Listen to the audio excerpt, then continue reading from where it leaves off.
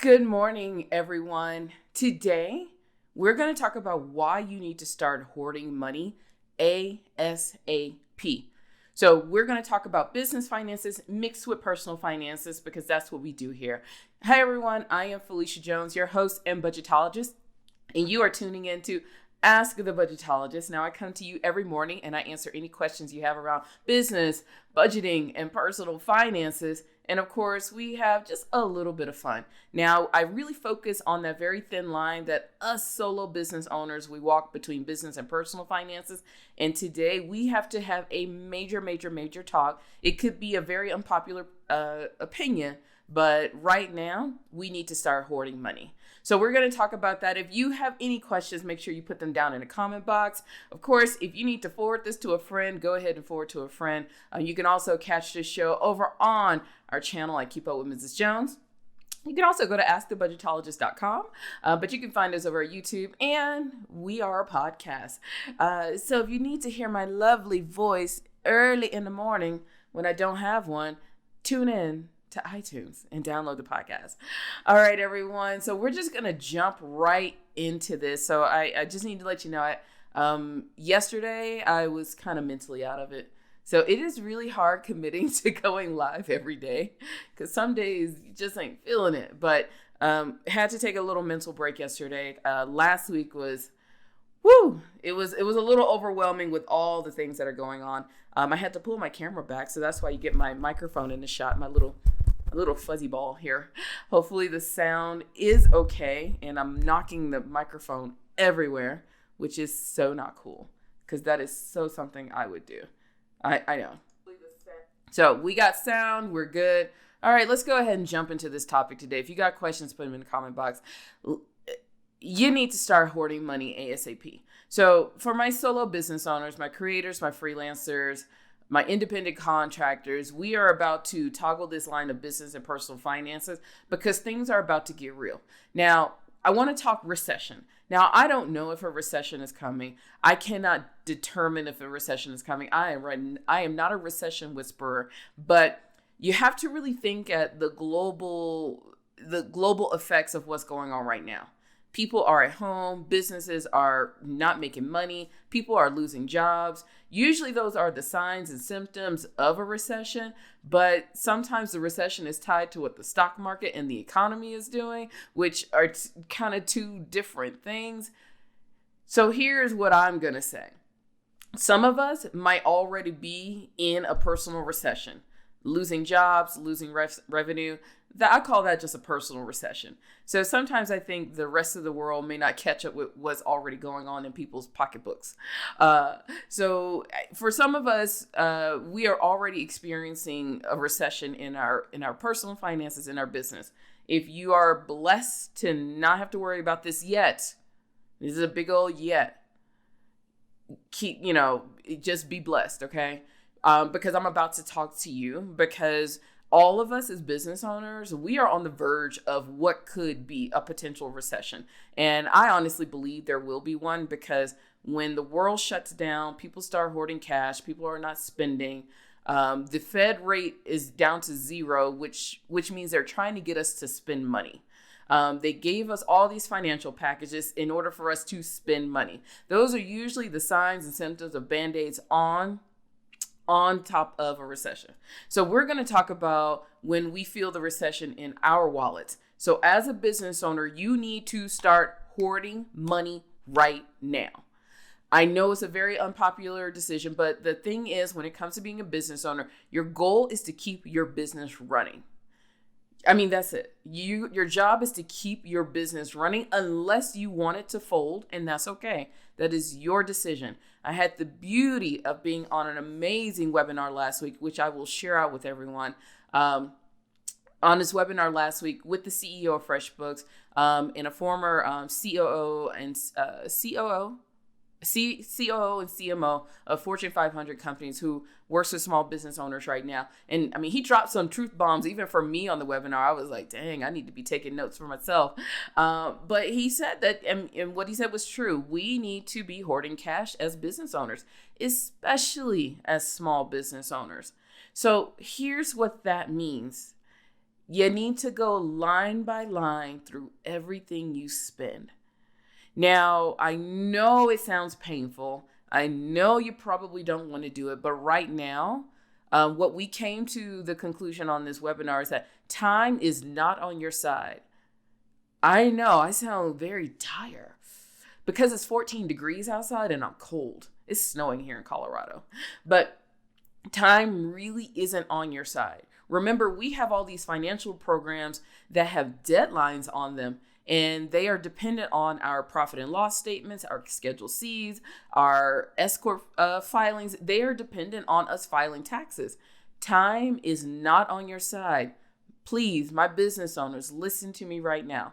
Time is not on our side. Time is not on my side.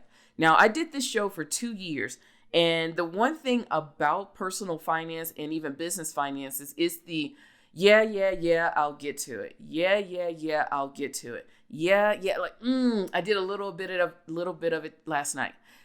Listen, folks. Hey, sis. Hey, bro. Time's not on your side right now. As a business owner, you need to get to it. And I'm getting to it too. I have my business owner friends who are calling me like, make sure you do this, and this.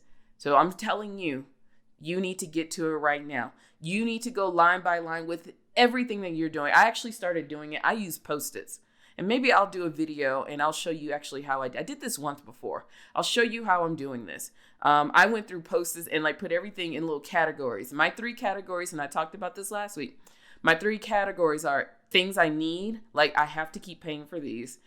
Things that just need to go away, like if I haven't used it in 60 days, I just get rid of it. And those are all those little errant subscriptions. Now, if you are a subscriber of iFind You Close, you should stick with that. But, these subscriptions that you just haven't used, if you haven't used it in 60 days, get rid of it. Seriously, especially with some of the business owner subscriptions we have that are running $50, $70 a month. If you haven't used it in 2 months, get rid of it. You can always buy it back. If they give you a free hold, take it until you need it. But if you don't need it, get rid of it. So my 3 categories: things I need, things I can get rid of and get rid of them ASAP, and then things that can go on hold.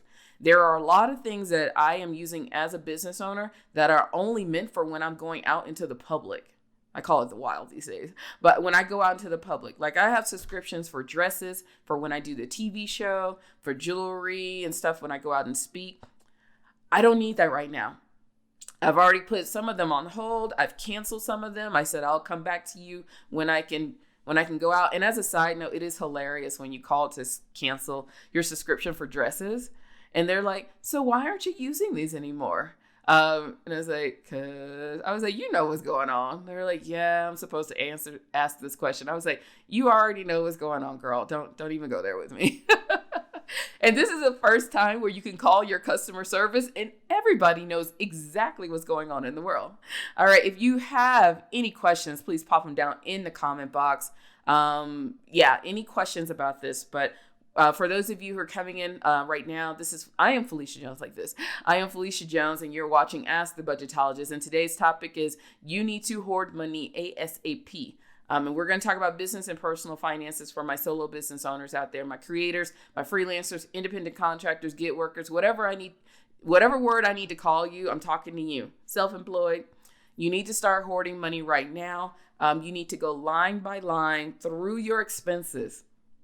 Categorize them. What can stay, what needs to go ASAP, and what can be put on hold. You call and you call your creditors or whoever, negotiate holds, deferments, whatever you need to do, because right now you need to be hoarding as much cash as possible when it comes to running your business. I don't need to give you the stories of what's going on. We are seeing, I haven't checked the latest numbers. It was 6.6 million people are on unemployment. And I think an additional 1.2 happened a week ago. So we're almost close to 10 million people filing for unemployment. That's not even the millions of people who haven't even thought about unemployment because they're trying to figure out every day right now. That means there are a lot of business owners that have had to fire people or had to close their doors. And if you know what's going on in your neighborhood, you see businesses aren't open. And you have probably seen a reduction in your revenue. And if you haven't seen it yet, that's take the blessing, because we're probably all going to feel it at some point. But that doesn't mean you should not prepare your finances for what's to come. This is where we have to step into our CFO shoes and be a very smart and decisive business owner right now. We need to, I know people are talking about recession proofing your business. I don't know if you can completely do that, but you can plan for what could come. Plan for what could come. You know, we're not telling you to fire people, not get rid of vendors unless you're not using them. Don't be paying people that you're not using, okay? But the thing is, we need to get very smart about our finances right now. And you need to start hoarding cash as a business owner. Seriously. There is no other way around this. If you are not feeling the effects of what's going on with the world tour of COVID-19, we might see it, feel it soon. I'm pretty sure there are people who you are working with and giving money to, they are feeling it. And if you're not feeling it there, you can see it down the street in your businesses, in your neighborhoods. We are all feeling this, and we're going to feel it times two as a small business owner, because nobody's giving us billions of dollars to be to be saved. No. We're all scrapping at the bits for $10,000, y'all. That's where we are as small business owners. So please, please, please get on top of your finances right now. Get on top of them. Time is not on your side. I know I repeated this like an extremely broken record, but I'm going to do it again. Time is not on your side right now. You need to become a very, very smart business owner. Now, when it comes to cutting things like expenses and stuff, I mean, not expenses, but I know some people are talking about, should I cut marketing? Should I cut this? I can't make that decision for you. This is where you need to figure out what's going on inside of your business. Me personally, I have not cut my marketing department because I need to figure out my marketing person, because I need to make sure I'm sending out the right message right now. I am still employing my team. But I also told them that when time comes, we may have to have a very hard decision. So you need to start hoarding money right now. Go line by line through all of your expenses. And on top of that, you need to send out your invoices. This is something that I learned from business owners over the last few years. We forget to send out our invoices. You still need to send them out. And what Bob Prosner said, you may not just want to send it out just like a little email. If you want to add a human touch, send an email with it. Say, hey, I know times are hard right now, but this is something I really need to do because we're really working on getting on the right side of our finances. We do not absolve people from not paying us, but we just need to know what's going on and how much revenue we missed out on because we didn't do our job sending out invoices. And also, if other business owners, if you're B2B, other people are paying their bills. People are paying their bills, people. So let people pay their bills. Some people are getting loans. Some people are trying to figure out what is due so they can figure it out. So this does not mean you should not stop sending out your invoices. Our CFO, we officially have a CFO for this show, Andrea Jack. She's going to join us on Wednesday, and we're going to talk about the emotional side of sending and not sending out invoices during a time of crisis. So you still need to operate as a business. Remember, nobody forced you to do this. I know I sound so mean and snarky today. Nobody forced us to start businesses.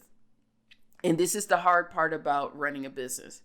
I have never managed a business through any type of crisis like this before, but this is where you got to step up into your leadership shoes and do what you know needs to be done for your business. All right, we've talked about business as a solo business owner, so we got to flip onto that other side and talk about your personal finances, because a lot of us solo business owners, our money flows right into our personal finances. Here's the same advice I'm going to give that I just told you like a few minutes ago. You need to start hoarding cash at home. That's it. I know we're all sitting at home. I know things can kind of still feel normal, and it's really easy to just go to Amazon and just hit, that one button buy. It's so easy. It's so easy for us to keep buying makeup and doing all this stuff. Right now, if we are on the brink of a recession, you need to get ahead of it sooner rather than later. Now, when it comes to personal finances, here's my advice. Here's my advice of what should be happening. You need to start hoarding money at home. Build up that emergency fund. It's so funny when we go from business to personal finance that I have to change up the language, because cash reserves versus emergency fund. It's all the same thing. I need you to take a whole bunch of money and put it in a savings account that you can get easy access to. This is not money you're about to invest. This is money for when, in case crap happens, okay? We need to start building up that emergency fund at home, okay? Hopefully you're giving yourself a salary in your business. If not, we have to really figure out what needs to go on with this. Let me know if I can help you. We need to figure out what to do. If you still have someone at home who has an income that can kind of shore up everything that's going on, start putting more money into that emergency fund sooner rather than later, okay? For those of you who are coming in, I'm Phylecia Jones, and you're watching Ask the Budgetologist. And yeah, I'm being a little snarky this morning because I have to keep reminding y'all that time is not on your side. And that kind of sucks. It really does suck, but we really need to pay attention to what's going on right now. So here's what you need to do on your personal finance side. Put more money into your emergency fund. If you can, please get rid of all that debt. If it's a little bit of debt, if it's like hundreds of thousands of debt, all right, we still need to pay off the debt. But for some of us who have like that $200 on a credit card here, $300 here, and if you got the money, get rid of that crap. Because unfortunately, just because the Fed cut the interest rate to zero does not mean APRs got cut to zero. And these are your credit card interest rates. They probably reduced by a couple of points, but you're still paying very high interest rates, okay? So if you can pay off some debt, please do that. Otherwise, your main priority is to put as much money into emergency savings as much as possible. Before we talked about I know the advice was always 3 months of emergency savings, 6 months. Right now, I don't have a timeline because I really don't know. I mean, if I knew what was happening, oh my gosh, I'd be a billionaire. Yes, but I'm not. I'm here on Facebook live streaming to you. So we're just like cool friends hanging out. Right now, I can't give you a timeline of how much emergency funds you need. Just start saving money, because this is the hard time of when crap still happens when there's a recession. Like the batteries for our car died, and we have a truck, and unbeknownst to me, I did not know big heavy duty trucks come with 2 batteries. And you cannot just change one when one dies. You have to take care of both of them because they are in parallel. So we had to go out the other day and pay almost $400 for 2 brand new batteries. And I just give that as an anecdote because crap still happens when the world is shut down. And we still need to have money for those little things because you still need a car. You still need to take care of the house. I'm pretty sure somebody's furnace went out today and it's 14 degrees here in Colorado, which sucks. So you still need to put as much money as possible into that emergency fund, okay? I know a lot of other people say, once you reach all of, your emergency fund, start putting things into investments. I will say during a recession, even right now, this is not a bad time to invest money in the stock market. Please, here's my lone advice. Investing in the stock market is up to you and your personal risk assessment. I invest in the stock market, but not right now. I would highly recommend you get squared away with your cash reserves, your emergency fund first. If you have additional money to play with, go put it somewhere because the money will grow over time. Now, if you are extra risky and you want to take all of your money and toss it in, that is up to you. I cannot make that judgment for you, but I'm just going to talk to the regular folk. Please take care of your cash reserve first. If you have extra money, then you can go invest it in wherever you want to go.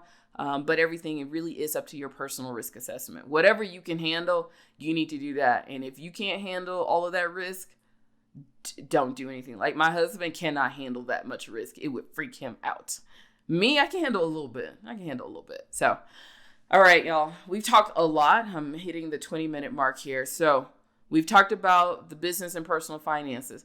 The advice is the same, especially for my business owners, my solo business owners, freelancers, creators. The advice goes for your personal and your business. You need to start hoarding cash right now. We need to put as much money into our cash reserves. We need to put as much money into our emergency fund. Stop all that extra spending. Just stop it. I know it's hard. I know it's so hard because we don't want to.